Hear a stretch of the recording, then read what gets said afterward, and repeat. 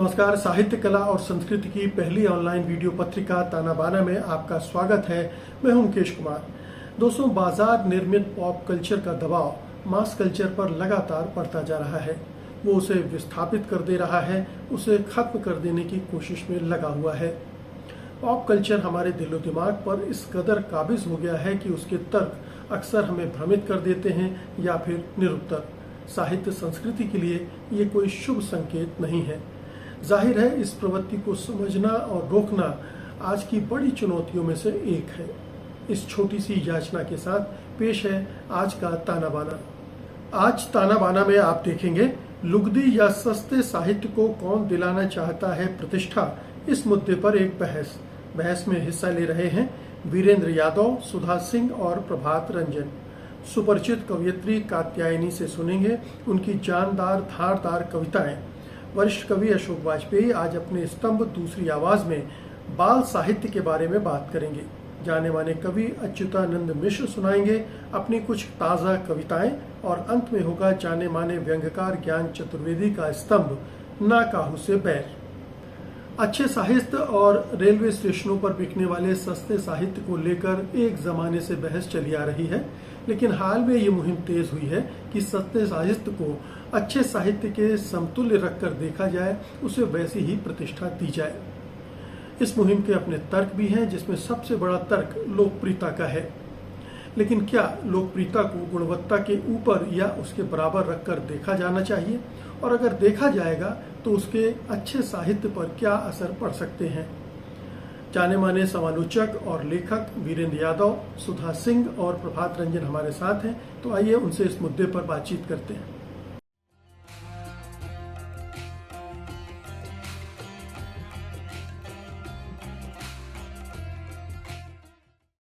ताना बाना में आप सबका स्वागत है।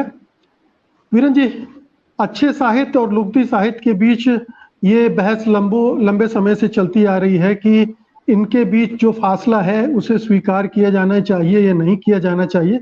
लेकिन हाल के वर्षों में ये दलीलें तेज हुई हैं कि लुगदी साहित्य को आप स्वीकार कर लें, उसे मान्यता दे दें, उसे उसी तरह की प्रतिष्ठा दे दें जिस तरह से हम दूसरे साहित्य को, गंभीर साहित्य को, जिसे रुचिपूर्ण साहित्य कहा जाता है, उस तरह से मानने लगे। आपको क्या लगता है, ये दलील क्यों दी जा रही है? मुकेश जी, साहित्य और लुगदी साहित्य के बीच हमेशा एक फासला रहा है और हमेशा इन दोनों का अस्तित्व रहा है, और मुझे नहीं लगता कि इन दोनों को समानांतर रूप से देखा जाना चाहिए।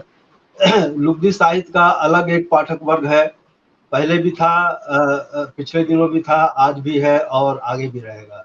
और गंभीर साहित्य का या साहित्य का अपना स्थान बना हुआ है। सवाल ये है कि ये तर्क कहाँ से दिया जा रहा है? ये तर्क अगर जो है साहित्य के व्यवसायियों द्वारा दिया जा रहा है, मुनाफा बढ़ाने के लिए दिया जा रहा है कि जो पल्प साहित्य के पाठक हैं उस तक जो है मतलब हम पहुंचे, और वो पल्प साहित्य को प्रकाशित करने के पक्ष में ये दलील दे रहा है, ये दलील बहुत घातक है। साहित्य प्रकाशक साहित्य छापे, साहित्य प्रकाशित हो और वो अपना व्यवसाय करे, अपना मुनाफा कमाए, वह तो ठीक है, लेकिन मुनाफे के लिए वो साहित्य छापे या पल्प साहित्य छापे, मैं समझता हूं कि आज जो दलील दी जा रही है वो मुनाफे के रास्ते से दिया जा रहा है कि प्रकाशक कितना ज्यादा मुनाफा कमाए। दलील इस बात की नहीं है कि आम आदमी के पास साहित्य कितना पहुंचे या उसकी व्याप्ति कितनी ज्यादा हो। अगर यह चिंता हो तो यह चिंता दूसरे छोर से की जानी चाहिए कि साहित्य के विषय बढ़े, व्यापक हों, और आज जो जनजीवन है, जनजीवन से जुड़े मुद्दे साहित्य के केंद्र में आए। तो बजाय ये बहस करने के, बहस ये की जा रही है कि जो पल्प साहित्य है या जो लुगदी साहित्य है, जो जनता के द्वारा लंबे समय से पढ़ा जाता रहा है, उस साहित्य को गंभीर प्रकाशक क्यों न छापें। तो यह एक गंभीर साहित्य को या साहित्य को अपदस्थ करने का के उपक्रम के रूप में देखता हूं, और मैं इसे एक नकारात्मक और एक खतरनाक प्रवृत्ति के रूप में रेखांकित करना चाहता हूं। प्रभात जी, आप इसको किस तरह से देखते हैं? क्या ये एक खतरनाक प्रवृत्ति है या ये एक बाजार की मानसिकता से, मुनाफे के लिहाज से ये तर्क आगे बढ़ाया जा रहा है और दो अलग अलग किस्म के साहित्य को आपस में लाकर दूरियां घटाकर उसे मान्यता प्रतिष्ठा देने की कोशिश की जा रही है। क्या उस तरह का साहित्य जो लुगदी साहित्य के नाम से जाना जाता है, उसे सुरुचिपूर्ण गंभीर साहित्य के रूप में स्वीकार किया जाना ठीक है? मैं इस बात का जवाब देने से पहले मुकेश जी, जो जिसको आप लुगदी साहित्य कह रहे हैं, हम लोग लुगदी साहित्य कह रहे हैं, उसके लिए मैं लोकप्रिय साहित्य का प्रयोग करूंगा, शब्द का प्रयोग करूंगा, क्योंकि लुगदी साहित्य जो था वो एक खास तरह के साहित्य के लिए प्रयोग किया जाता था, जब एक कागज पल्प पे छापा जाता था। अब तो सब कुछ, चाहे वो लोकप्रिय साहित्य हो या वह गंभीर साहित्य हो जिसकी वीरेंद्र यादव जी बड़ी हिमायत कर रहे हैं, सब एक ही तरह के कागज पर छप रहे हैं। लेकिन मैं यहाँ शुरू में जिसको हम लोकप्रिय साहित्य कहते हैं उसकी ऐतिहासिक भूमिका की ओर ध्यान दिलाना चाहूँगा। हिंदी उपन्यासों का आरंभ कहा जाता है कि चंद्रकांता उपन्यास जो था देवकीनंदन खत्री का, चंद्रकांता और चंद्रकांता संतति, इन उपन्यासों ने हिंदी में बड़े पैमाने पर पाठक पैदा किए। लोगों ने दूसरी भाषाओं से हिंदी सीख कर दूसरी भाषाओं से चंद्रकांता पढ़ने के लिए लोग हिंदी सीखने लगे। वो पहला जिसने हिंदी को व्यापक बनाया, एक बड़ी बड़ी जमीन तैयार की जिस पर आगे चलकर हिंदी का वह गंभीर साहित्य खड़ा हुआ। प्रेमचंद जैसे लेखक की जमीन तैयार हुई। वह जमीन मूल रूप से एक लोकप्रिय उपन्यासकार बाबू देवकीनंदन खत्री ने चंद्रकांता से तैयार की थी। तो इसकी ऐतिहासिक भूमिका को समझे बिना हम इस बहस को नहीं आगे बढ़ा सकते। और दूसरी बात यह है कि ये इसकी अपनी भूमिका रही, और अभी के समय में मैं इसको बाजार से ज़्यादा गहरे संकट की ओर ध्यान दिलाना चाहूँगा मुकेश जी। वो संकट ये है, इस समय हिंदी में पाठक वर्ग जो है वो एक नए तरह का पाठक वर्ग आ रहा है। एक ऐसे लोग बड़े पैमाने पर हिंदी में पाठक और लेखक बन रहे हैं जो इंजीनियरिंग जो इंजीनियर हैं, जो मैनेजमेंट की पढ़ाई करके आए हैं, जो अलग अलग पेशों से पेशेवर लोग हैं, वो लिख रहे हैं। और वैसे बहुत बड़े पैमाने पर पाठक आ रहे हैं। तो उनके लिए एक ऐसे साहित्य की आवश्यकता। एक छोटा सा प्रश्न है प्रभा जी, एक छोटा सा प्रश्न है। इन दोनों साहित्य में आप क्या फर्क देखते हैं? ये दोनों साहित्य एक ही तरह का है? दोनों में की जो कंटेंट है वो एक ही जैसा है? वो पॉपुलर है और ये पॉपुलर नहीं है, क्या यही फर्क है? पॉपुलर नहीं होना भी नहीं कह सकते। फर्क ये है, दोनों के कंटेंट में फर्क है। एक जिसको हम लोकप्रिय साहित्य कह रहे हैं या लुगदी साहित्य कह रहे हैं, वह तात्कालिक मनोरंजन हमें करता है। अगर मैं हवाई जहाज की यात्रा में या ट्रेन की यात्रा में या बस की यात्रा में हम जाते हैं, तो इस तरह की कोई वहाँ पे मैं वीरेंद्र यादव जी की किताब लेके या सुधा सिंह जी की किताब लेकर नहीं जाऊंगा। इनकी किताब पढ़ने के लिए मुझे शांत एकांत कमरा चाहिए, शांति चाहिए, तभी पढ़ पाऊंगा। तो ये साहित्य है। लेकिन मुझे अगर चेतन भगत का उपन्यास पढ़ना है या हिंदी कई लेखकों के नाम लूं तो सुरेंद्र मोहन पाठक के उपन्यास पढ़ने हैं, तो मैं ऐसी यात्राओं में साथ। ये फर्क तो है दोनों में, लेकिन जो भूमिका है वो बड़ी है। भूमिका ये है कि लोकप्रिय साहित्य बड़े पैमाने पर पाठक तैयार करता है। हर दौर में जो नए पाठक हिंदी में आए, उन पाठकों को लाने में कहीं न कहीं किसी सुरेंद्र मोहन पाठक, कहीं न कहीं किसी गुलशन नंदा, कहीं न कहीं किसी रानू की भूमिका, या कहीं न कहीं किसी वेद प्रकाश शर्मा की भूमिका रही। जी, सुधा सिंह जी, ये तर्क जो अभी दिया है प्रभात जी ने, वो सही हो सकता है, क्योंकि मैंने खुद भी गुलशन नंदा, प्रेम वाजपेयी, ओम प्रकाश शर्मा, इन सब उपन्यासों से शुरुआत की थी, और फिर धीरे से या मुझे इस तरह के लोग मिल गए जिन्होंने मुझे अच्छे साहित्य की तरफ ले गए। लेकिन इतने ऐसे कितने पाठक हैं जो जिनका इस तरह से संक्रमण या स्थानांतरण वहां से वहां होता है, और कितने उसी में फंसे रह जाते हैं? क्या बड़ी तादाद में लोग उसी तरह के उपन्यासों में नहीं फंसे रह जाते हैं, जो एक तरह से बहुत ही मानसिकता को भी दूषित करने का आरोप उस पर लगता रहा है? देखिए, अभी प्रभात रंजन जी और वीरेंद्र यादव जी ने जो बात कही, मैं उसकी संगति में ही कुछ बातें कहना चाहती हूँ। ये पल्प लिटरेचर दरअसल लोकप्रिय साहित्य ही है, इसमें कोई अभी के समय में कोई दो राय नहीं। और जो सवाल है कि हम ट्रेन में या और कहीं ऐसे साहित्य को आसानी से पढ़ सकते हैं और गंभीर साहित्य, तथाकथित गंभीर साहित्य को हम एकांत कमरे में पढ़ सकते हैं, ये मुझे लगता है पाठकीय अभिरुचि का मामला है। ये स्थान, और अगर आपकी आदत है तो आप इको को भी ट्रेन में पढ़ सकते हैं, टेरी गल्टन को भी पढ़ सकते हैं, और किसी को भी, बाल्जाक को भी पढ़ सकते हैं। ये पाठकीय अभिरुचि का मामला है। मैं आपको एक दिलचस्प घटना बताती हूँ।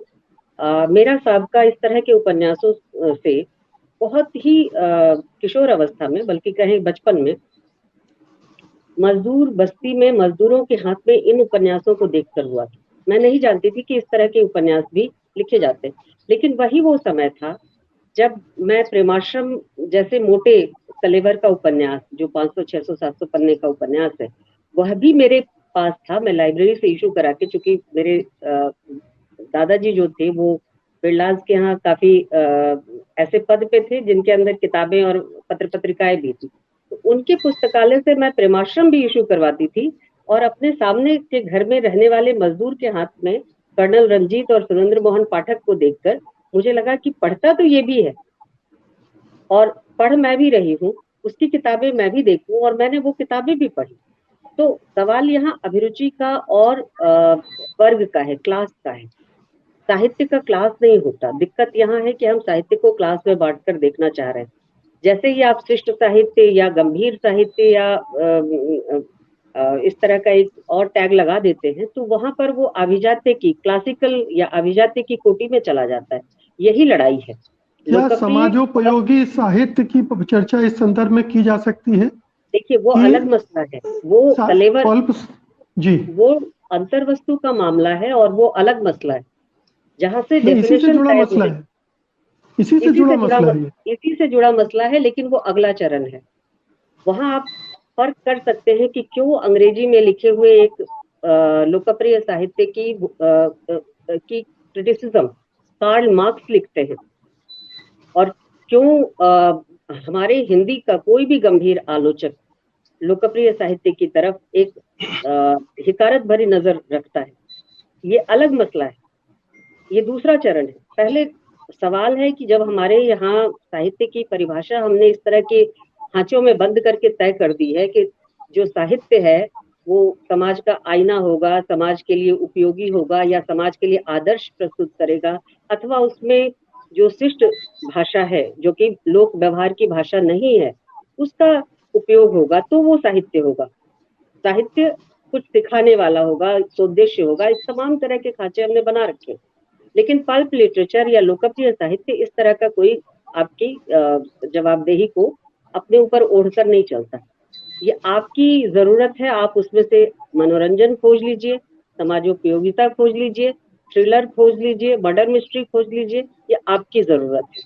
और यहाँ पर हमें जो साहित्य के खांचे हैं, और जो ब्रिटेन में और अमेरिका में कला संस्कृति जगत में जो बहसें चली 60 के दशक में कि संस्कृति के क्षेत्र में हम साहित्य को जब हम डिस्कस करेंगे, कला रूपों को जब हम डिस्कस करेंगे, तो संस्कृति के क्षेत्र में किन चीजों को शामिल करेंगे, और कौन सी चीज जो साहित्य का। मैं एक सीधा सा प्रश्न करूं सुधा जी, एक सीधा सा प्रश्न करना चाहता हूं कि क्या ये जो जिस लोकप्रिय साहित्य को आप बोल रहे हैं कि कैटेगरी में बांट दिया गया है, वो नहीं होना चाहिए, क्या उसको हम उसी साहित्य के साथ रखकर, उसी कसौटी पर कसकर उसे भी साहित्य अकादमी, ज्ञानपीठ, व्यास सम्मान वगैरह वगैरह देने की भी गुजारिश करेंगे या उसकी सिफारिश करेंगे? क्या आपको लगता है कि उन्हीं कसौटियों? देखिए, इसको लेकर रेमंड विलियम्स ने काफी लंबी बहस की है, और उस बहस में शामिल है कि साहित्य के लिए आप जो खांचे बनाते हैं कि वो शाश्वत हो, वो अद्वितीय हो, डू नॉट टच वाला हो, तो ये इन खांचों की जरूरत नहीं है। साहित्य वह भी है जो एक आम कम शिक्षित साधारण अभिरुचि का व्यक्ति पढ़ता है, सीखता है, उससे कुछ असर ग्रहण करता है, वह भी साहित्य।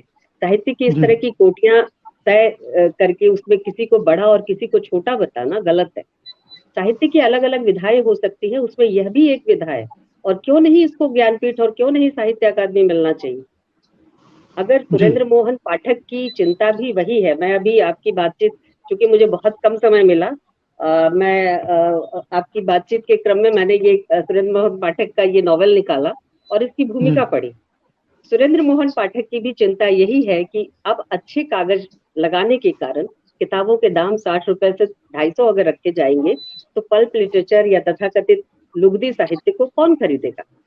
तो ये चिंता क्या, और साहित्य की जो दूरी है समाज से, वैसे वो लुगदी चिंता साहित्य की इंडस्ट्री बैठ रही है, लुगदी जी। साहित्य की इंडस्ट्री बैठ भी रही है, मेरठ उद्योग ठप पड़ रहा है, एक चीज बैठ और मैं चुकी है कहना बल्कि। चाहूंगी जी मुकेश जी, एक चीज और कहना चाहूंगी कि इस तरह का साहित्य जब आता है, और खास तरह से जिस तरह से प्रभात रंजन जी ने जिक्र किया कि इंजीनियरिंग के फील्ड से यूपीएससी करने वाले लड़के और सक्सेसफुल दूसरे क्षेत्रों में सफल व्यक्ति अब उपन्यास लिख रहे हैं या इस तरह का लिटरेचर लिख रहे हैं, अपने अनुभव लिख रहे हैं, तो उसका एक पक्ष ये भी है कि ये जो बाजार है जो तैयार हो रहा है, इस तरह के नए नए अनुभवों को जो एक्सप्लोर कर रहा है, वो बाजार एक नया क्षेत्र वेब सीरीज का भी खोल रहा है। मैंने इधर कुछ किताबें पढ़ी जो नए लेखकों की हैं और सेक्वल में लिखी गई हैं, जैसे सिनेमा सेक्वल में आता है उस तरह से उन्होंने लिटरेचर के फील्ड में भी, हालांकि जो पल्प लिटरेचर है वो सेक्वल में आया है, पहले ही आ चुका है, लेकिन साहित्य में इस तरह के सेक्वल कम आए हैं, नहीं आए हैं। अब जो लिखा जा रहा है वो सेक्वल में लिखा जा रहा है, और सेक्वल का जो ये जो श्रृंखलाबद्ध तरीके से लिखा जाना, ये कहीं ना कहीं वेब सीरीज के सारे उस विधा रूप से भी प्रभावित है। उसकी आवश्यकता की पूर्ति भी इस तरह के साहित्य से हो रही है। जी, तो वीरेंद्र जी, मैं थोड़ा सा कंफ्यूज हो गया, मेरा कंफ्यूजन आप दूर कीजिए।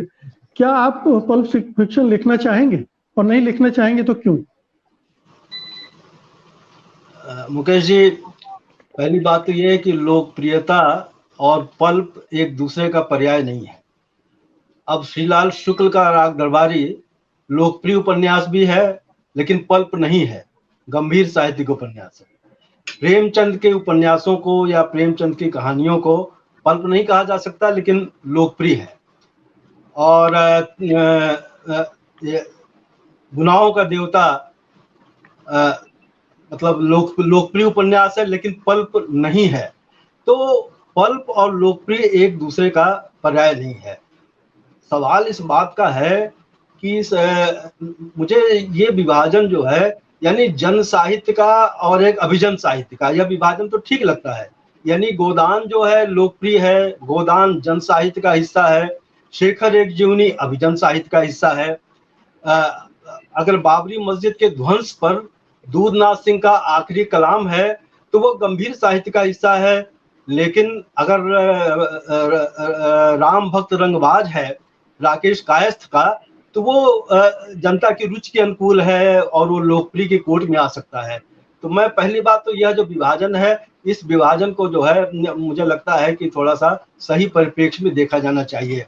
गंभीर साहित्य लोकप्रियता का नहीं विरोधी है और जनरुचि का नहीं विरोधी है। यानी चित्रलेखा आप देखें, यानी जब से छपा था सन 35 से लेकर के आज तक प्रति वर्ष चित्रलेखा का संस्करण छपता है, लेकिन चित्रलेखा जो है पल्प साहित्य नहीं है, एक गंभीर साहित्य है। इसी तरह जाने कितनी कृतियां हिंदी की ऐसी हैं जो जिनके की जाने कितने कितने संस्करण हो गए हैं पल्प साहित्य हुए बिना। तो आज जो ये दलील दी जा रही है, यानी कि चेतन भगत सरीखे लेखक अगर हिंदी में लिख रहे हैं तो वो लिखे और वो छापे भी जाएं, लेकिन यह दलील न दी जाए।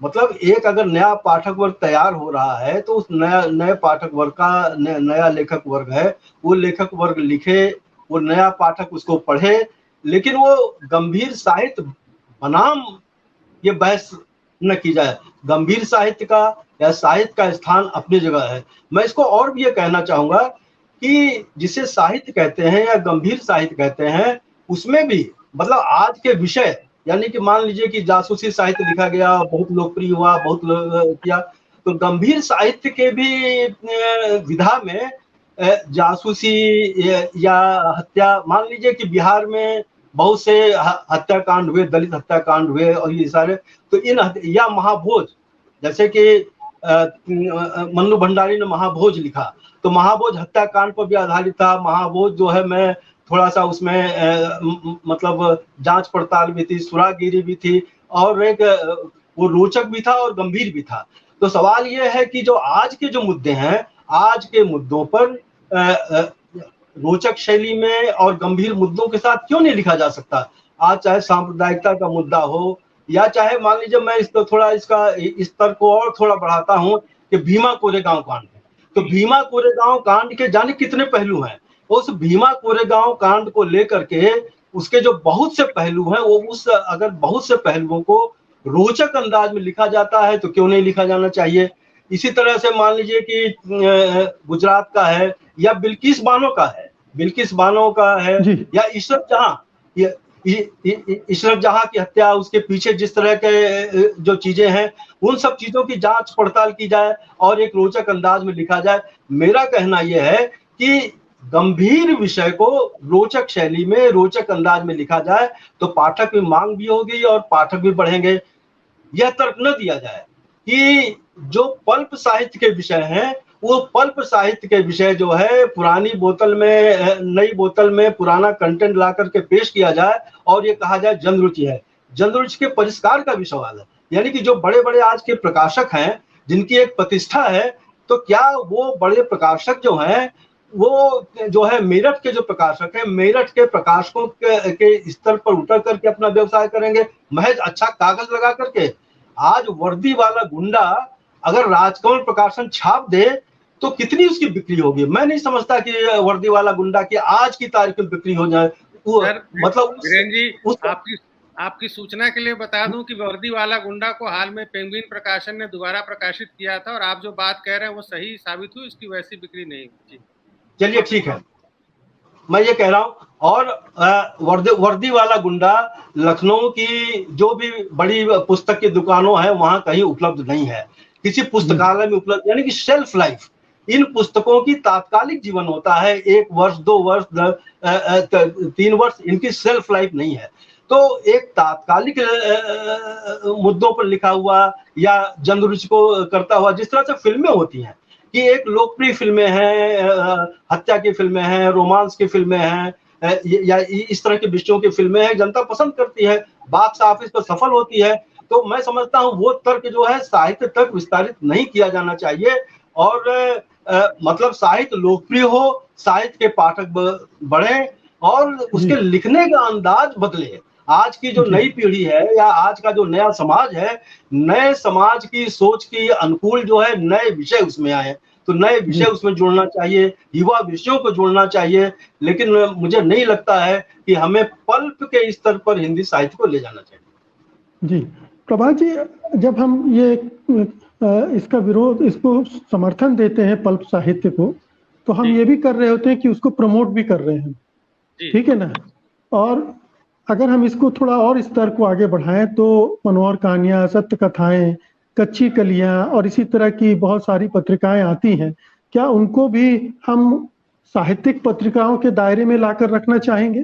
क्योंकि वो लोकप्रिय हैं, क्योंकि बहुत बिकती हैं, बहुत पढ़ी जाती हैं, ट्रेन और हवाई जहाज के सफर में पढ़ी जाती होंगी। हवाई जहाज वाले तो खैर ये पत्रिकाएं साथ में ले जाने में शर्म महसूस करेंगे, लेकिन ट्रेन और बसों में तो पढ़ी जाती होंगी। तो क्या ये विभाजन यहाँ भी खत्म कर दिया जाना चाहिए आपके हिसाब से?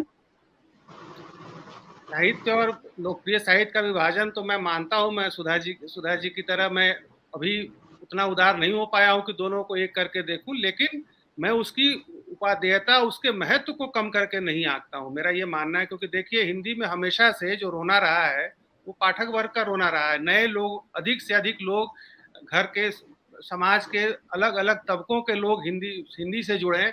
वीरेंद्र जी ने ये बहुत अच्छी बात कही कि वर्दी वाला गुंडा आज नहीं बिकता है या उसकी सेल लाइफ थी, शेल्फ लाइफ नहीं थी, लेकिन ये तो ऑन रिकॉर्ड आंकड़ों में बार बार लिखा गया है कि वर्दी वाला गुंडा उपन्यास जो है 3 साल में 8 करोड़ प्रतियां उस उपन्यास की बिकी थी, जो आज तक का इतिहास, और इसका खंडन किसी ने नहीं किया है।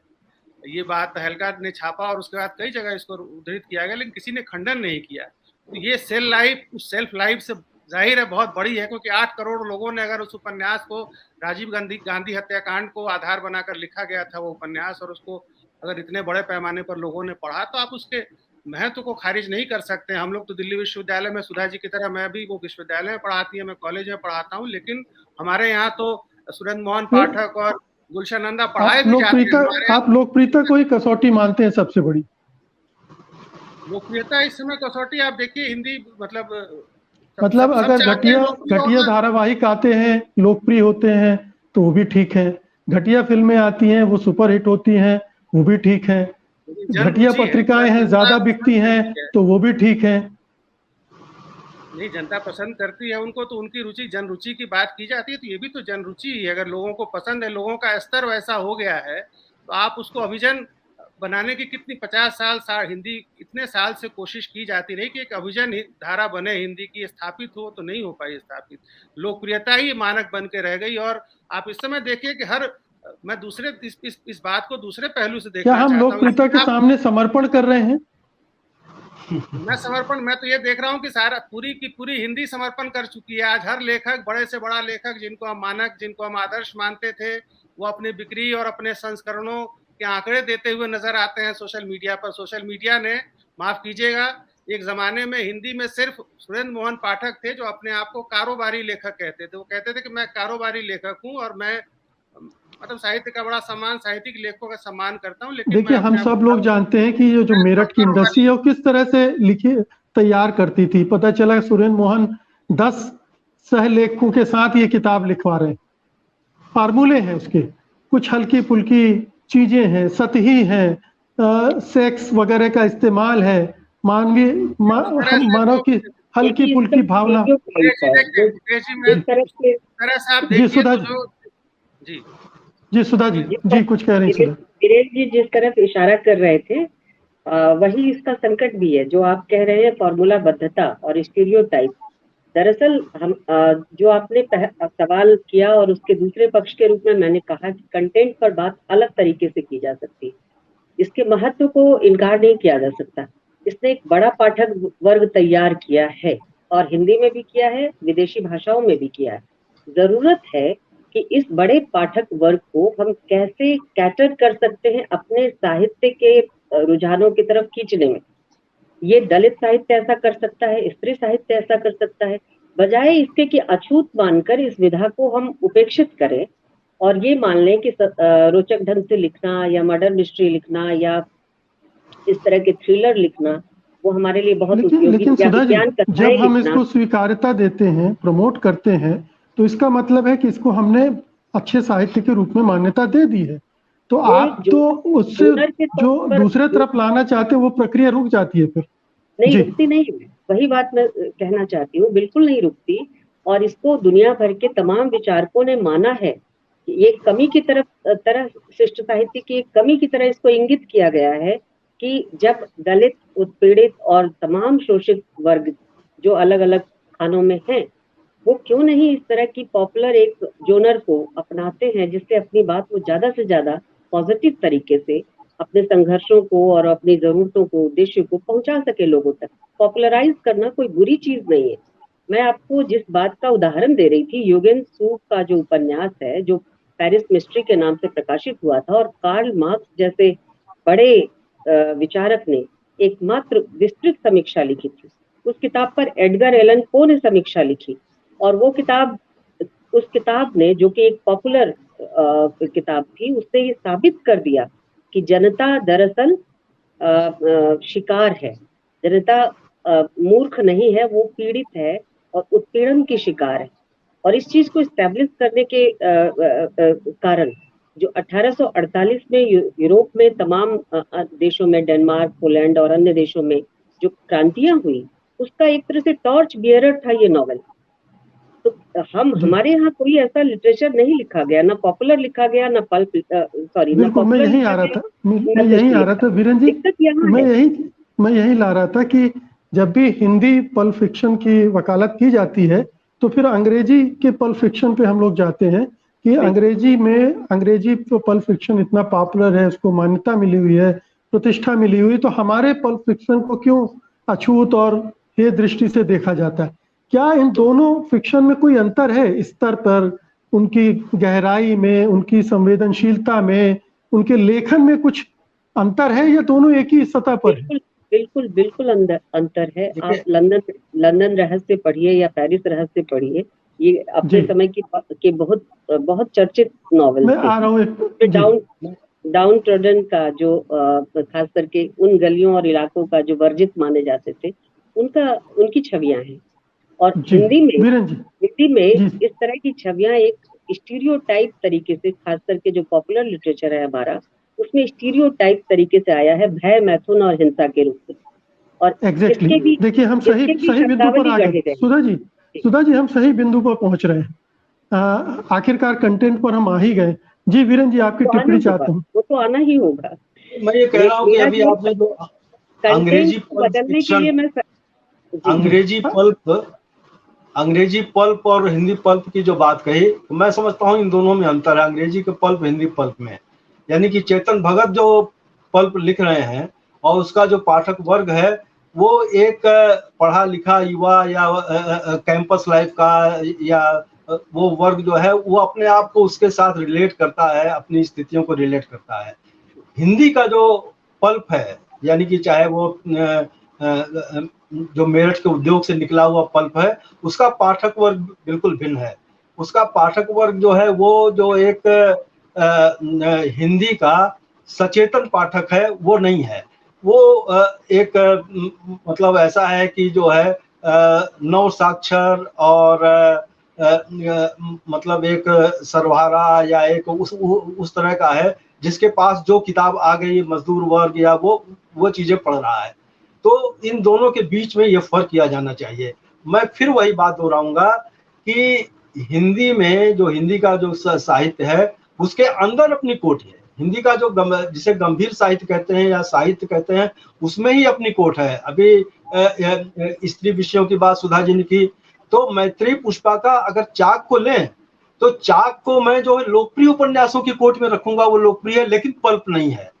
और उसी तरह से जैसे रेत समाधि स्त्री विमर्श का उपन्यास है लेकिन वो जो है एक बौद्धिक वर्ग का उपन्यास है।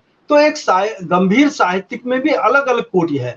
तो हमें यहाँ पर अलगाने की आवश्यकता है कि जो मैत्री पुष्पा का है या जो दलित साहित्य में जो भी उपन्यास लिखे गए हैं या जो आत्मकथाएं लिखी गई हैं उसमें जो संघर्ष आए हैं, तो बात विषय की ही है कि हम आज के जो ज्वलंत विषय हैं उन ज्वलंत विषयों को एक जो है जनप्रिय शैली में उसको प्रस्तुत करें।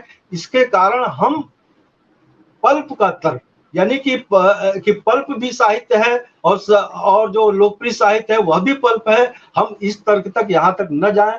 मैं समझता हूँ कि ये अंतर रहना चाहिए। साहित्य की कसौटी साहित्य ही होना चाहिए। साहित्य की कसौटी जो है सेक्स, हिंसा या इस तरह की जो एक बेसर इंस्टिंक्ट है वो नहीं होनी चाहिए।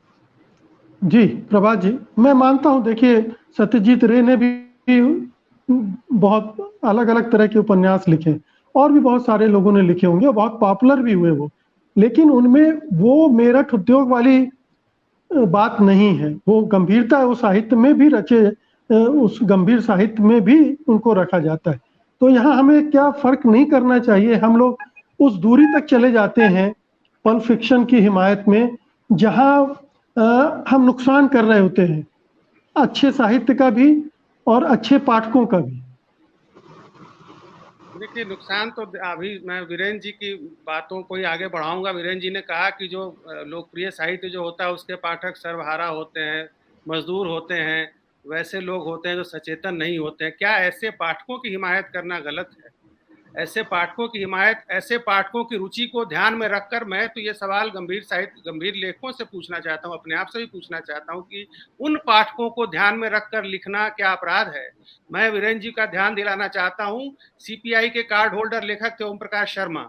ओम प्रकाश शर्मा मजदूरी करते थे बिरला मिल में, सब्जी मंडी के पास, और रात में उपन्यास लिखते थे। इसलिए लिखते थे क्योंकि उनका ये मानना था कि जो मजदूर वर्ग है अगर इसको शाम में पढ़ने के लिए कोई साहित्य दिया जाए, कोई किताब दी जाए, तो ये शराब नहीं पिएगा, जुए नहीं खेलेगा, पत्नी के साथ लड़ाई नहीं करेगा।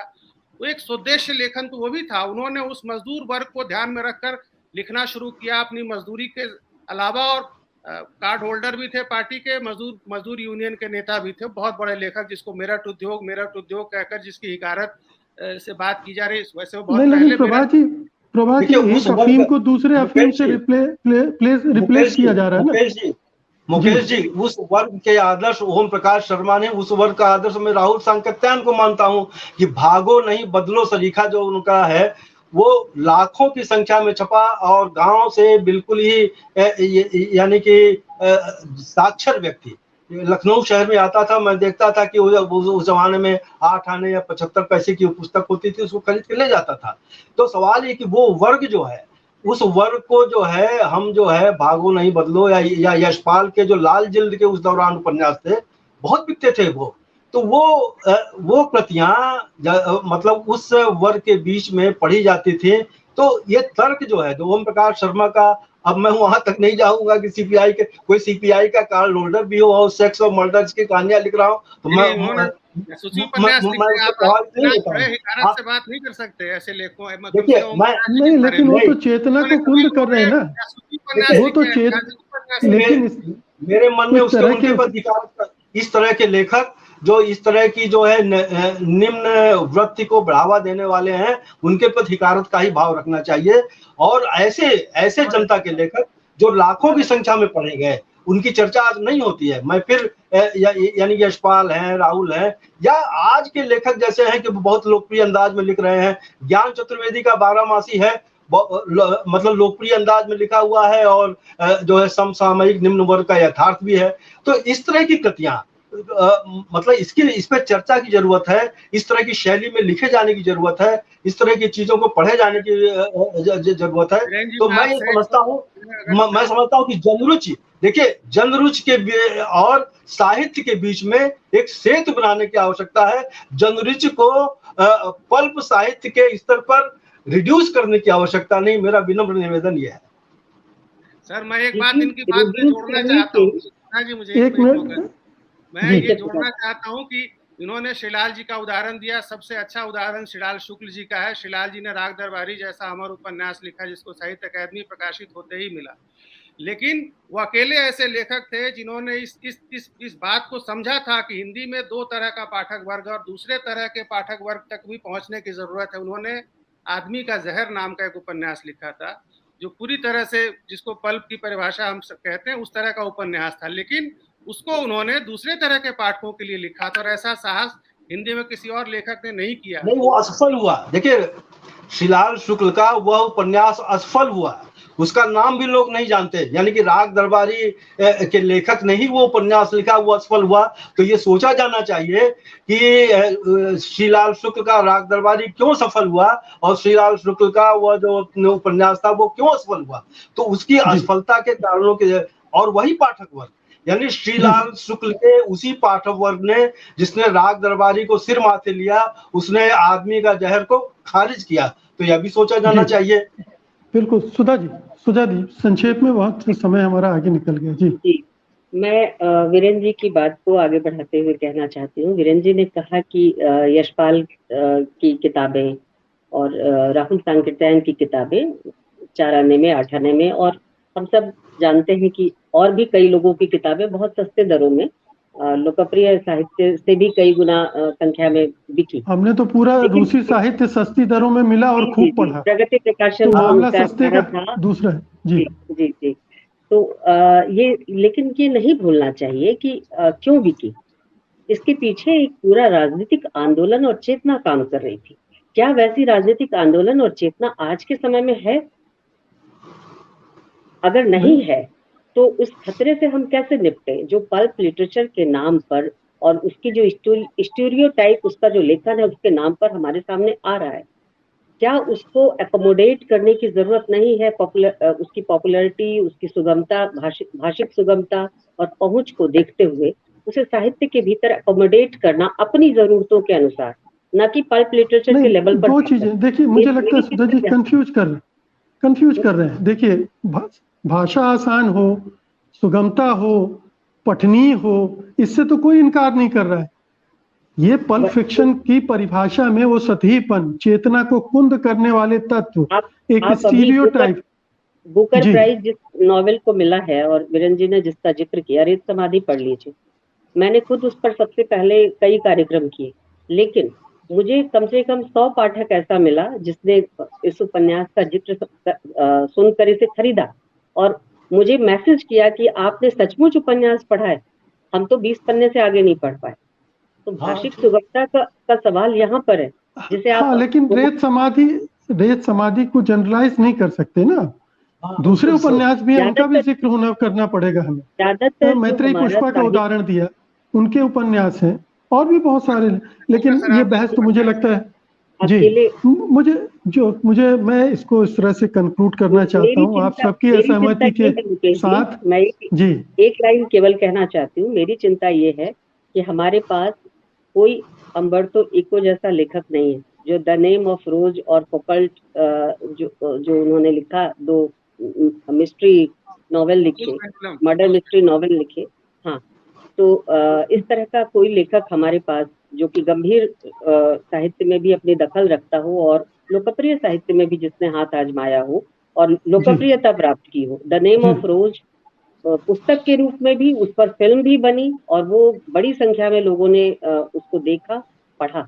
ऐसी कोई किताब हमारे यहाँ शिष्ट साहित्य से चलकर जी शिष्ट साहित्य के नहीं लेखकों है, की ये तरफ अफसोस की बात है, लोकप्रिय साहित्य में ठीक नहीं बात है, लेकिन मैं समझता हूँ कि तमाम चीज़ों के बावजूद पल्प साहित्य को प्रमोट करना, उसको स्वीकार करने की दलील देना एक खतरनाक कदम होगा। अच्छी चीज़ों के प्रति जो आकर्षण, जो उनकी एक समाज में प्रतिष्ठा बनती है और उनको स्वीकार्यता मिलती है और उससे समाज में कुछ जो रुचियों का परिष्कार होता है, वो प्रक्रिया रुकती है, बाधित होती है अगर आप इस तरह के फार्मूलाबाज पल्प को प्रमोट करने में लग जाते हैं, उसे सही ठहराने में लग जाते हैं। अच्छा पल्प हो, जैसा अंग्रेजी में लिखा जाता है, अगर हिंदी में भी लिखा जाए स्वागत किया जाना चाहिए, लेकिन ये पल्प स्वीकार ना हो तो अच्छा है। बहुत बहुत शुक्रिया आप सबका आज की इस गर्मा गर्म बहस में हिस्सा लेने के लिए। धन्यवाद, नमस्कार। सुपरिचित कवयित्री कात्यायनी की कविताओं की यूं तो कई खूबियां हैं, मगर सबसे महत्वपूर्ण है उनका सामाजिक सरोकार और जुझारू तेवर।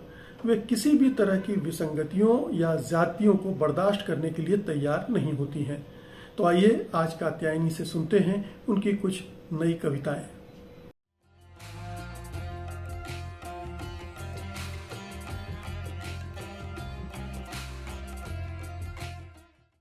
पहली कविता है कठिन दिनों और पकी उम्र का प्यार। बेचैनियों और व्यस्तता भरे दिनों में विचारवान और संवेदनशील लोगों ने राहत और सुकून के लिए कुछ वक्त प्यार में बिताने की सोची। बेचैनियों और व्यस्तता भरे दिनों में विचारवान और संवेदनशील लोगों ने राहत और सुकून के लिए कुछ वक्त प्यार में बिताने की सोची। हर बार प्यार में उनका होना नए विचारों के साथ होना था। हर बार प्यार में उनका होना नए विचारों के साथ होना था और हर बार प्यार भरे दिनों से उनका वापस लौटना नई बेचैनियों, नए धीरज, खुद से और दुनिया से नई मुठभेड़ों के हठे इरादों और नई उम्मीदों के साथ लौटना था और थोड़ा और अधिक मनुष्य होकर लौटना था। अगली कविता है बुरे दिनों में अच्छी यादें। बुरा वक्त बरस रहा है सिरों पर धारासार। बुरा वक्त बरस रहा है सिरों पर धारासार। लगातार बद से बदतर होते जा रहे दिनों में बुरी यादों और बुरे सपनों के बीच अभी भी कई बार अच्छी यादें आती हैं, अनपेक्षित अच्छे दिनों के सपनों की तरह, दुर्लभ हो चुके आत्मीय मानवीय संग साथ की तरह, किसी भूली हुई कविता की तरह। जैसे कि जब भी तुम याद आते हो तो कई छूटे हुए काम याद आते हैं, कई भूली हुई बातें याद आती हैं, कई तोड़े गए वायदे और कस्में याद आती हैं, कुछ आलोचनाएं आत्मालोचनाएं याद आती हैं, अपनी कुछ गंभीर और कुछ अगंभीर गलतियां याद आती हैं, कुछ चूके हुए अवसर, छूट चुकी कुछ ट्रेनें और वीरान स्टेशनों पर घंटों का इंतजार याद आता है। इसी तरह सहसा तुम फिर याद आए तो बहुत सारे काम और बहुत सारी चीजें याद आए। भोर का कोई भूला हुआ सपना, आसमान का कोई टूटा हुआ तारा, कविता जैसा कोई नारा, कटीले झाड़ों में फंसा कोई जुगनू याद आया। और भी बहुत सारी चीजें याद आईं, जैसे कि हिम मंडित शिखरों की ओर खुलती फॉरेस्ट रेस्ट हाउस की खिड़की याद आई। कई कई घाटियों और बुग्यालों की घुमक्कड़ी और किसी ग्लेशियर तक की ट्रैकिंग याद आई। तट की चट्टानों पर पछाड़ खाकर गिरती और फिर वापस लौटती सागर लहरें याद आईं। तुम याद आए क्षुद्रताओं के शोर में शब्दों के खोए हुए अर्थों की तरह। तुम याद आए क्षुद्रताओं के शोर में शब्दों के खोए हुए अर्थों की तरह, तमाम विभ्रमों के बीच एक यथार्थ की तरह, और गद्य की बीहड़ता में कविता की भावोद्विग्नता की तरह।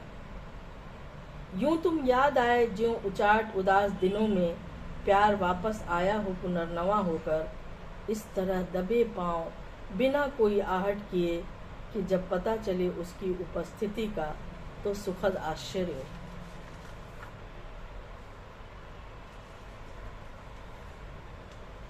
अगली कविता। घुप अंधेरे में जब कोई और आवाज नहीं, दूर कहीं स्त्रियां गा रही हैं। घुप अंधेरे में जब कोई और आवाज नहीं, दूर कहीं स्त्रियां गा रही हैं। स्त्रियों ने पहले उल्लास और ठिठोली के गीत गाए। स्त्रियों ने पहले उल्लास और ठिठोली के गीत गाए, अंत में वे उदासी भरे गीत गाने लगी। अंत में वे उदासी भरे गीत गाने लगी। अक्सर स्त्रियों के गीतों से भरी रातें, अक्सर स्त्रियों के गीतों से भरी रातें खुशियों से उदासी की ओर, खुशियों से उदासियों की ओर एक सफर जैसी होती है।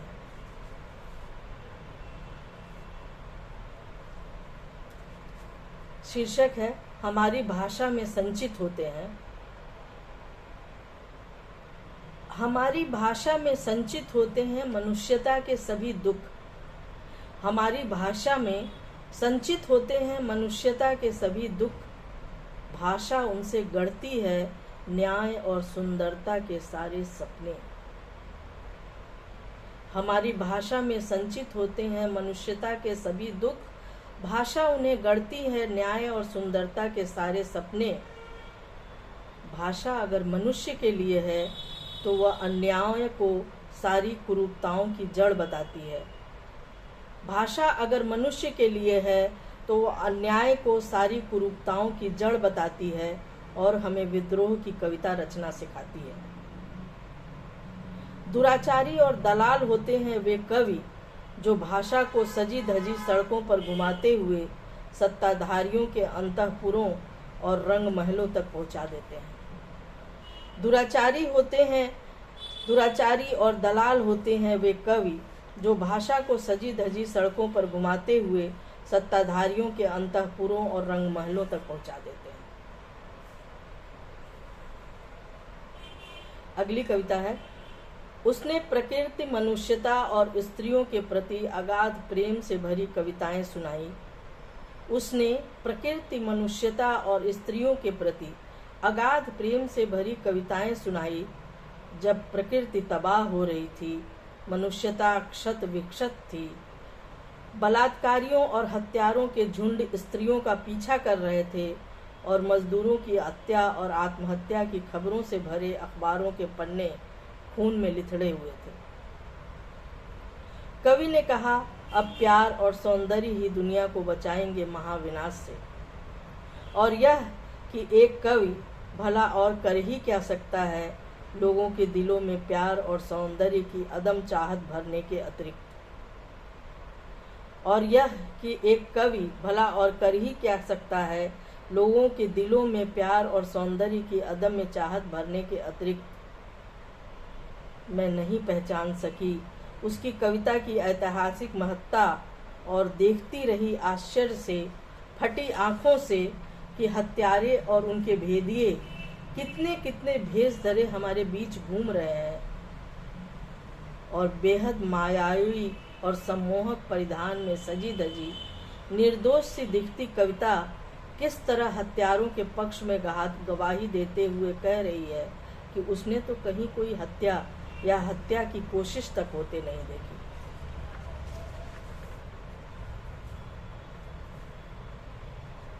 अगली कविता है। देर रात गए वह बाथरूम में जाकर नींद में, या कि उम्मीदें अपने हाथों को साबुन से रगड़ रगड़ कर धो रहा था, पोंछ रहा था, सूंघ रहा था, फिर धो रहा था और पोंछ रहा था, जबकि उसने कोई हत्या नहीं की थी। देर रात गए वह बाथरूम में जाकर नींद में, या कि उम्मीदें अपने हाथों को साबुन से रगड़ रगड़ कर धो रहा था, पोंछ रहा था, सूंघ रहा था, फिर धो रहा था और पोंछ रहा था, जबकि उसने कोई हत्या नहीं की थी। सोने से पहले उसने फासिस्ट बर्बरता के घटाटोप में जीते हुए सोने से पहले उसने फासिस्ट बर्बरता के घटाटोप में जीते हुए एक साथ बेहद कलात्मक और आध्यात्मिक और वासनामय एक प्रेम कविता लिखी थी, मनुष्यता को मुक्ति मार्ग दिखलाने के पुनीत उद्देश्य से।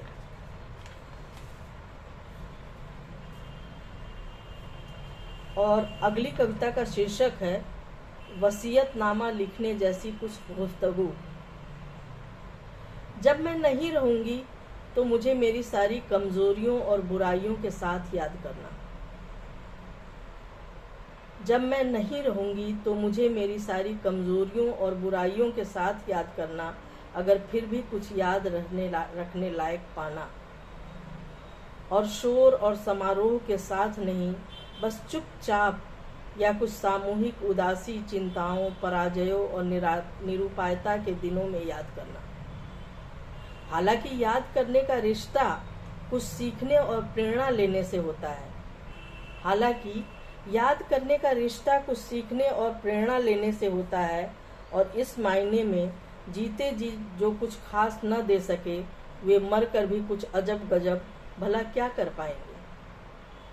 कोई मूर्ति या स्मारक या याद करने का कोई खास दिन नहीं, बस अगर कोई बात होगी याद करने लायक तो शायद मेरी कविताओं में होगी। उन्हें अगर शिद्दत से तलब महसूस हो तो कभी कभार पढ़ लेना और उस स्त्री के बारे में थोड़ी देर कुछ बातें कर लेना जो कूपमंडूकता और क्षुद्रता के अंधेरे से लड़ते और कई बार हारते हुए भी बाहर निकल ही आई अंततोगत्वा, लेकिन दिल पर फिर भी कुछ स्याह धब्बे लिए रही, अतीत की बर्थ मार्क्स जैसी निशानियों की तरह। फिर भी अगर तुम मुझे प्यार करते हो तो तुम्हें कभी शर्मिंदा नहीं होना पड़ेगा, क्योंकि मैंने पराजयों के बावजूद कभी घुटने नहीं टेके। विफलताओं ने मुझे निराशा या विपथगामी नहीं बनाया। कुटिल प्रपंच मुझसे हमेशा ही डरते रहे और मेरे विरुद्ध साजिशें करते रहे, और अपना साहस और अपने हृदय की तरलता मैंने कभी नहीं खोई। अपने उन सपनों की तरह जिन्हें यथार्थ में बदलता देखने के लिए जिंदगी बेहद छोटी थी।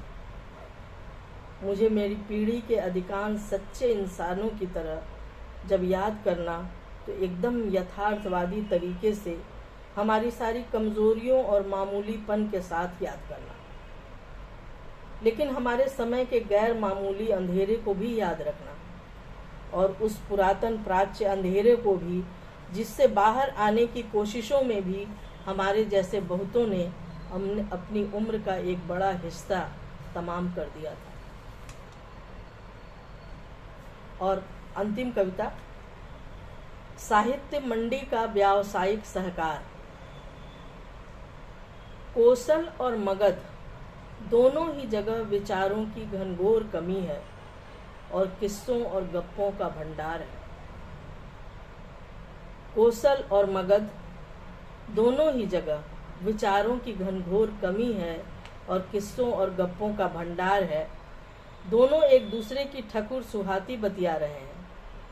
सुंदर शब्दों की जलेबी पग रही है भावुकता की लिसलिसी चाशनी में, और विचारहीनता की यह प्राच्य पुरातन जुगलबंदी नया इतिहास रच रही है। देवगढ़ पुष्प वर्षा कर रहे हैं।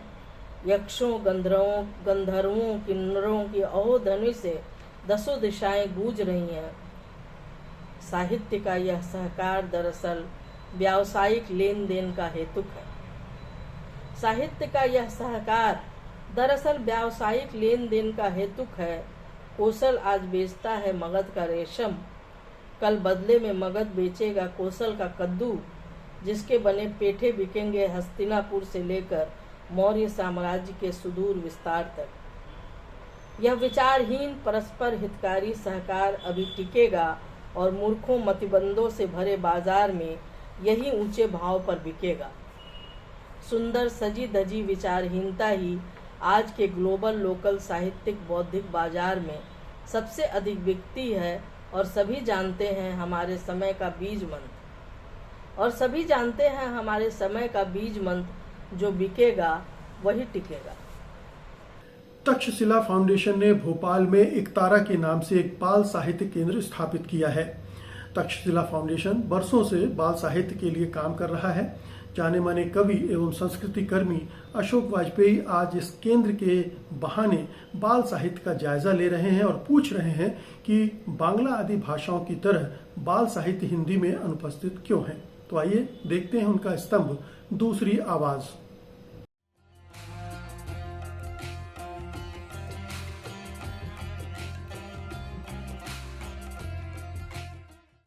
नमस्कार। दूसरी आवाज में मैं आज भोपाल में स्थापित हुए एक अद्भुत और कम से कम मेरे लिए अप्रत्याशित बाल साहित्य केंद्र के बारे में बात करना चाहता हूँ। केंद्र का नाम है एकतारा और उनकी नई इमारत का शुभारंभ हुआ 10 सितंबर को। जहां ये इमारत बनी है भोपाल में मालवीय नगर में, वहां से करीब 100-150 गज दूरी पर 74 बंगले में मैं रहता था, एक बंगले में, और लगभग 20 साल वहां रहा। और मैंने कभी ये कल्पना भी नहीं की थी कि ऐसा होगा एक दिन के उस घर के इतना निकट एक इतना सुशिल्पित बाल साहित्य केंद्र बन जाएगा। और इस केंद्र के शुभारंभ पर 20-30 तो हिंदी के लेखक थे और कोई 60-70 चित्रांकन करता थे। हिंदी में सभी जानते हैं कि बाल साहित्य की वैसी विपुलता नहीं है जैसी मसलन बांग्ला में है या अन्य भाषाओं में है। बांग्ला में तो प्रायः हर महत्वपूर्ण लेखक ने बाल साहित्य लिखा है और कम से कम पहले ऐसी ज़हनियत थी कि अगर किसी लेखक ने पर्याप्त मात्रा में बाल साहित्य नहीं लिखा है तो उसे साहित्य में भी महत्वपूर्ण नहीं माना जाता था। हमारे यहाँ बाल साहित्य लिखने वाले हिंदी के महत्वपूर्ण लेखक कम ही रहे, पर उनमें से कई जैसे अरुण कमल, नरेश सक्सेना, असगर वजाहत, राजेश जोशी, उदयन वाजपेयी आदि वहाँ थे। और बाल साहित्य के शायद अधिक सीधे लिखने वाले लोग भी थे, जिनमें प्रभात, शिराज हुसैन, फरज अजीज भी थे और रुस्तम सिंह प्रयाग शुक्ला। ऐसा अद्भुत समागम हुआ ये। और चित्रांकनकर्ताओं, बाल साहित्य के प्रकाशकों और बाल साहित्य के सृजनकर्ताओं के बीच संवाद हुआ जो बहुत रोचक था, और जिससे ये बात भी प्रकट हुई कि बाल साहित्य लिखना इतना आसान काम नहीं है, एक बात। दूसरा, बच्चों को मूर्ख मानकर या उनकी यथार्थ की समझ को गहरा मानकर असली या के प्रामाणिक बाल साहित्य या रोचक बाल साहित्य नहीं लिखा जा सकता। ये बात भी सामने आई कि जो बच्चों के लिए लिखा जाता है वो वयस्कों के लिए भी महत्वपूर्ण और रोचक हो सकता है। ऐसे रचना पाठ का जो लंबा 4 घंटे का कार्यक्रम हुआ, जिसमें इन सब लोगों ने, लेखकों ने अपनी रचनाएं पढ़ी, उनमें से कई रचनाएं ऐसी थीं जो बाल साहित्य की होते हुए भी वयस्कों के लिए भी उतना ही प्रासंगिक और महत्वपूर्ण थी। बाल साहित्य पर हिंदी में इस तरह का प्रयत्न कहीं और हो रहा हो ऐसा मुझे पता नहीं। कम से कम एक पूरा परिसर, 4 मंजिली इमारत और सैकड़ों बाल साहित्य की कृतियों को सुचित्रित ढंग से प्रकाशित करने का जो जतन तक्षशिला फाउंडेशन और उसके कर्ता प्रमुख प्रस्तोता संजीव कुमार के यत्न से संभव हुआ है, वो निराला और बहुत ही महत्वपूर्ण है। सुशील शुक्ल हैं जो एकतारा केंद्र भोपाल में काम देखते हैं और वो बरसों से अनेक महत्वपूर्ण हिंदी लेखकों को बाल साहित्य लिखने के लिए प्रेरित करते रहे हैं और उनमें से कई सुशील शुक्ल के उकसावे पर ही इस ओर प्रवृत्त हुए हैं। तो मैं समझता हूँ कि हिंदी के लिए ये बहुत बड़ी खुशखबरी है। सिर्फ हिंदी के लिए नहीं, हिंदी को अपनी मातृभाषा मानकर या प्राप्त कर उसमें अपने जीवन को आगे बढ़ाने की चेष्टा में लगे लाखों बच्चों के लिए भी ये बड़ी खुशखबरी है। मैं समझता हूँ कि ये जो 1-2 दिन बाद हिंदी दिवस होगा, यानी 14 सितंबर को, उस दिवस को एक नई आभा मिलेगी इस उपक्रम के विस्तार पाकर अब इस मुकाम पर आ जाने से। और हिंदी में इस समय जो वातावरण है हिंदी अंचल में, वहाँ बाल साहित्य पर ध्यान देना एक बहुत महत्वपूर्ण पहल है, स्मरणीय भी और स्वागत योग्य भी। रीढ़ ना हो तो बहुत सारी परेशानियों से निजात मिल सकती है। खासतौर से अफसरी में रीढ़ बहुत ही परेशानियां खड़ी करती है। इसीलिए बहुत सारे अफसर रीढ़ विहीन होना पसंद करते हैं। जहां तक तन कर खड़े होने की बात है तो वो अफसरी संभाल लेती है। जाने माने व्यंग्यकार ज्ञान चतुर्वेदी आज इसी रीढ़ विहीनता पर कटाक्ष कर रहे हैं। तो आइए देखते हैं उनका स्तंभ ना काहू से बैर।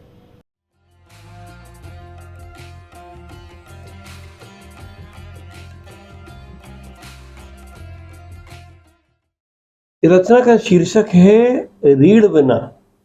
जब आपकी रीढ़ ना हो तो रीढ़ बिना। तो उस रात जब घर पहुंचकर अफसर अपने कपड़े बदल रहा था, उसने शर्ट बदली, अपना बनियान बदलने लगा, तो उसकी पत्नी ने उसका पीछे से देखा तो देखा कि रीढ़ ही नहीं है। अरे आपकी रीढ़ नहीं दिखाई दे रही, कभी रीढ़ कहाँ है आपकी? पत्नी ने चिंता से पूछा। अफसर को तो बहुत पहले से पता है।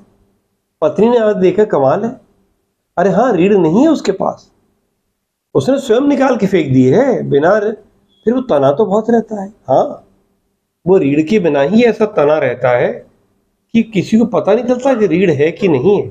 देखिए पत्नी को भी आज पता चला, रीढ़ की जगह उसने अपनी अफसरी फिट कर रखी। अफसरी रीढ़ का भ्रम देती है। अफसरी में तना रहता है, लगता है ये रीढ़ वाला आदमी है, रीढ़ है नहीं पट्टे के पास। अरे हमें क्या करना है यार रीढ़ का? उसने अपने पत्नी से कहा। अफसर ये भी कोई बात हुई? अरे आदमी में रीढ़ तो चाहिए ना। पत्नी ने कहा। वो समझ नहीं पाई ये क्या बात कर रहा है, क्या जवाब दूं। उसे रीढ़ तो होनी चाहिए ना, क्यों कोई जरूरी है कि रीढ़ हो? अरे कितना गढ़ती थी, मुझसे पूछो, काम नहीं करने देती थी, अफसरी में आड़े आती थी। शुरू की हर पोस्टिंग में मैं कितना परेशान रहा, जानती हूँ? बस इसी वजह से। और बॉस बॉस नाराज होते तो अलग कहते थे यार तुम इस रीढ़ से निजात पाओ, तुम टैक्टफुल क्यों नहीं होते।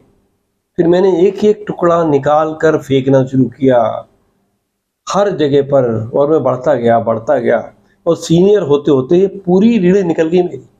अब बढ़ा रहा है, अब मैं बहुत अच्छा हूं। परंतु तने तो तुम खूब रहते हो। पत्नी ने आश्चर्य व्यक्त किया। तना रहने के लिए रीढ़ नहीं चाहिए। रीढ़ वाला आदमी तना तो होता पर समय पर झुक नहीं पाता और मारा जाता है। तनने के लिए अफसर ही काफी है। अफसर ही बढ़िया है, जहां चाहो तनकर खड़े हो जाओ और मौके पर मुलायम होकर ढीले हो गए। अफसर ही एक तरह की सरकारी रीढ़ है, फोल्डिंग टाइप रीढ़ है। सही जगह हम झुक जाते हैं और जगह तन जाते हैं। पत्नी उसे देखती रह गई। तभी तो ये बिना रीढ़ का पति मेरा मुझे चाहे जब बड़ा केंचुए जैसा गिलगिला लगता है।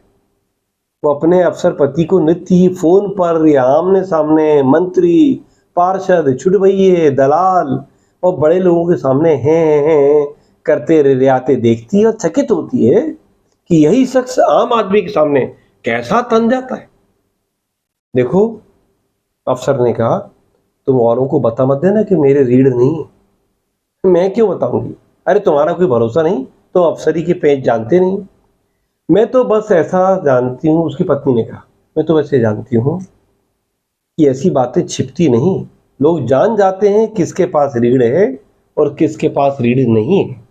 तुम्हें भ्रम है, अफसर ने कहा, तुम्हें भ्रम है। ऐसा कोई नहीं जान पाता, पता नहीं चलता।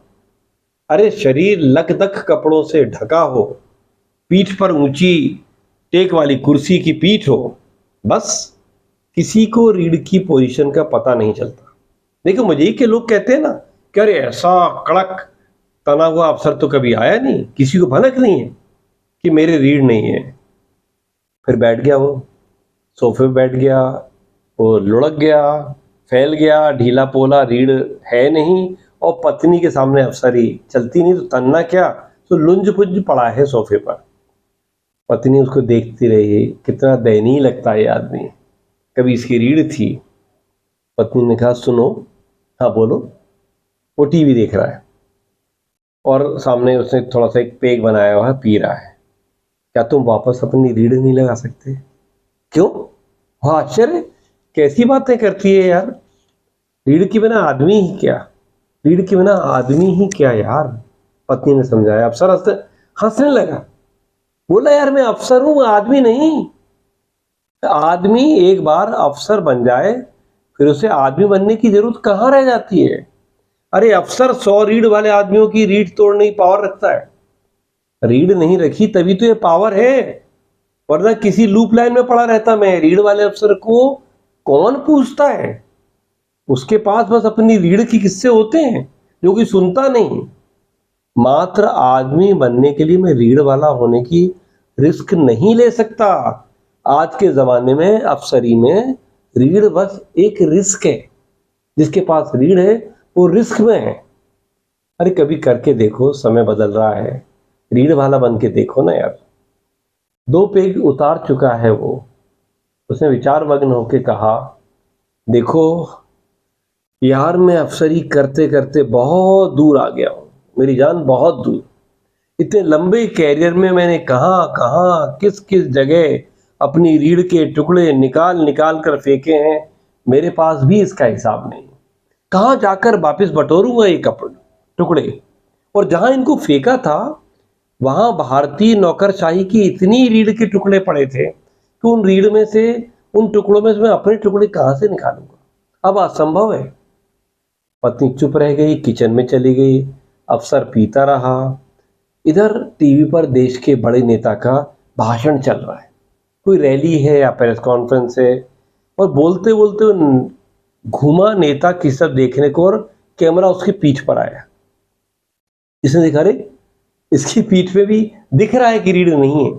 सुनो सुनो, इधर आओ, देखो कैसा तना दिखता है तुम्हारा बड़ा नेता, देखो इसकी रीढ़ दिखती है कहीं? मेरी जान, किसी के पास रीढ़ नहीं है मेरी जान, सबने निकाल फेंकी है। अब ऊपर चढ़ने की पहली शर्त है कि तुम्हारे अंदर रीढ़ नहीं होना चाहिए। तो रीढ़ को खोजना बंद करो, सब तने हैं और सब बिना रीढ़ के हैं। वो हंस रहा है इस बात को कह के और पीता जा रहा है, और पत्नी उसे देख रही है, उसे दया आ रही है कि यह आदमी रोने की बात पर कैसा खुल के हंस रहा है। जाने माने कवि एवं आलोचक अच्युतानंद मिश्र की कविताओं ने नई जमीन तोड़कर अपनी एक विशिष्ट पहचान गढ़ी है। वे समय को शब्दांकित तो करती हैं मगर काल के पार भी जाती हैं। अच्युतानंद समय और समाज के अंतर्द्वंद्वों को बारीकी से पकड़कर व्यक्त करने वाले कवि हैं। आइए आज उनसे सुनते हैं उनकी कुछ नई कविताएं।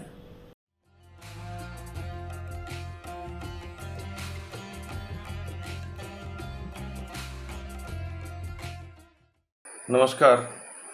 ये पहली कविता है मुसहर।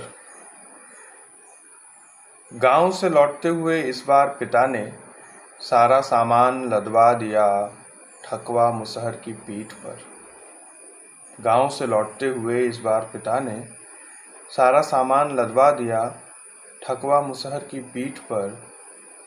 कितने बरस लग गए यह जानने में, मुसहर किसी जाति को नहीं दुख को कहते। दूसरी कविता है विडंबना। भार से अधिक लड़ना पड़ा हल्केपन से। भार से अधिक लड़ना पड़ा हल्केपन से। अंधकार से उतनी शिकायत नहीं थी। रोशनी ने बंद कर रखा था आंखों को। सोचते हुए चुप होना पड़ता था। बोलते हुए बार बार देखना पड़ता था उनके माथे की शिकन को। बेवजह मुस्कुराने की आदत का असर ये हुआ कि उस रात पिता की मृत्यु पर मैं घंटों हंसा। अपने बच्चे को नींद में मुस्कुराता देख, अपने बच्चे को नींद में मुस्कुराता देख मैं फपक पड़ता हूँ। आखिर ये कौन सी विडंबना है कि झूठ बोलने के लिए सही शब्द ही आते हैं मुझ तक, कि झूठ बोलने के लिए सही शब्द ही आते हैं मुझ तक। ये तीसरी कविता है चिड़िया की आंख भर रोशनी में। पहाड़ों को पता है अपनी ऊंचाई का, पहाड़ों को पता है अपनी ऊंचाई का। समुद्र जानते हैं अपना विस्तार, नदियों को मालूम है सरलता का महत्व। फूल जानते हैं रस को भीतर बचाए रखने का हुनर। दरवाजे अपनी छाती पर थामे रखते हैं विपत्ति। सड़कें बनाए रखती हैं दुनिया के वृत्त को सपाट। पहुँचने और छूने की इच्छा बनाती है आकाश। सोचने के विस्तार ने खोजा क्षितिज। रोशनी में छिपी है सूक्ष्मता। अंधकार ने बचाई अनिश्चितता। मृत्यु ने सिखाए खेल के नियम। चुंबन ने बचाया स्पर्श, हाथों ने निर्मित किया साथ। इन सब से मिलकर बना आदमी, इन सब से मिलकर बना आदमी। आदमी का दिमाग, आदमी का दिल, आदमी का एहसास। इन सब से मिलकर बना आदमी, आदमी का दिमाग, आदमी का दिल, आदमी का एहसास। जो करता है हत्या, पीता है रक्त और बहुत दुर्लभ क्षणों में चिड़िया की आंख भर रोशनी में लिखता है कविता। ये अगली कविता है उतनी ही आवाज। कोयले की कड़वी गंध फैलती है, भोर हो रही है। कोयले की कड़वी गंध फैलती है, भोर हो रही है। सिंदूरी आसमान में चमकते हैं बादल के टुकड़े। सिंदूरी आसमान में चमकते हैं बादल के टुकड़े। माँ का चेहरा सपाट है, दृश्य बेरंग जैसे। माँ का चेहरा सपाट है, दृश्य बेरंग जैसे। सड़क पर टघर रही है गाय, पीतल की घंटी में गूंजता समय। एक औरत बुहार रही है पत्ते। कलकत्ते से आई ट्रेन रुक गई। छुक छुक करता दिन शुरू हुआ। 20 बरस बाद भी दिन ऐसे ही शुरू होता है। 20 बरस बाद भी दिन ऐसे ही शुरू होता है। 20 बरस बाद माँ का चेहरा पोपला मगर उतना ही सपाट। इतनी मृत्यु, इतनी हत्या, इतना चीत्कार, इतनी मृत्यु, इतनी हत्या, इतना चीत्कार। 20 बरस बाद भी सूखे पत्तों को बुहारते आती है उतनी ही आवाज़। 20 बरस बाद भी सूखे पत्तों को बुहारते आती है उतनी ही आवाज़। ये आखिरी कविता है अंतिम क्षण। टेबल पर रंग बिरंगी दवा की शीशियां पड़ी हैं, मृत और बेजान। टेबल पर रंग बिरंगी दवा की शीशियां पड़ी हैं, मृत और बेजान। बगल के बिस्तर पर लेटे आदमी की तेज सांस। बगल के बिस्तर पर लेटे आदमी की तेज सांस बचे हुए जीवन के प्रमाण की तरह कपूर की मानिंद हवा में सुलग रही है। कमरे में बंद हवा, चीख पुकार, हल्ला, कोहराम मचा है। कमरे में बंद हवा, चीख पुकार, हल्ला, कोहराम मचा है। उसकी आंखें इस धुंधले दृश्य को देख रही हैं। समय शून्य, ध्वनि विहीन, सूखे पत्ते की तरह पेड़ से गिर चुका है। समय शून्य, ध्वनि विहीन, सूखे पत्ते की तरह पेड़ से गिर चुका है।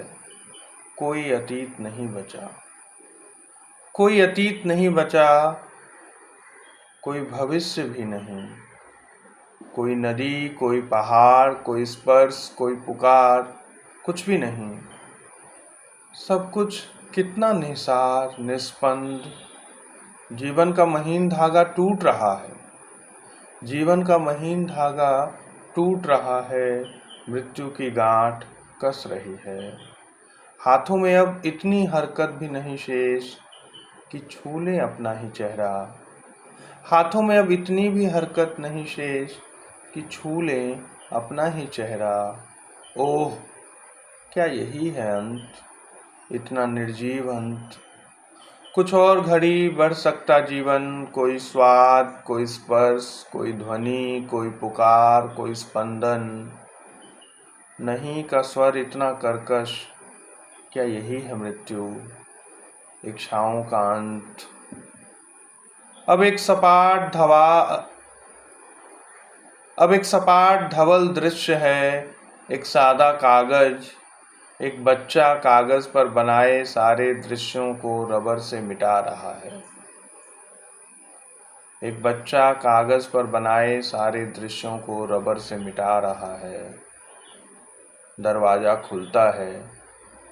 हवा का ताजा झोंका कमरे में फैलता है। चेहरे के पत्थर पर कोई हरकत नहीं। हवा का ताजा झोंका कमरे में फैलता है। चेहरे के पत्थर पर कोई हरकत नहीं। जीवन जा चुका है। जीवन जा चुका है, रेशा रेशा बिखर चुका है। जीवन जा चुका है, रेशा रेशा बिखर चुका है। अब किसी भी चीज का कोई अर्थ नहीं रहा। सारे दृश्य उसी आखिरी बूंद आंसू में डूब गए। अब तक जो जीवन था अब स्मृति है। रूंधे कंठों में उमड़ती कथा ही अब उसका अगला जीवन है। रूंधे कंठों में उमड़ती कथा ही अब उसका अगला जीवन है। आज ताना बाना में बस इतना ही। आज का अंक आपको कैसा लगा हमें जरूर बताइएगा। हमें आपकी प्रतिक्रियाओं का इंतजार रहता है। आप अपनी प्रतिक्रियाएं हमें tanaBana@sathindi.com पर भेज सकते हैं। और अब मुझे अनुमति दीजिए, अगले रविवार को रात 9 बजे आपसे फिर मुलाकात होगी। तब तक के लिए नमस्कार। सत्य हिंदी का ऐप डाउनलोड करें गूगल प्ले स्टोर पर।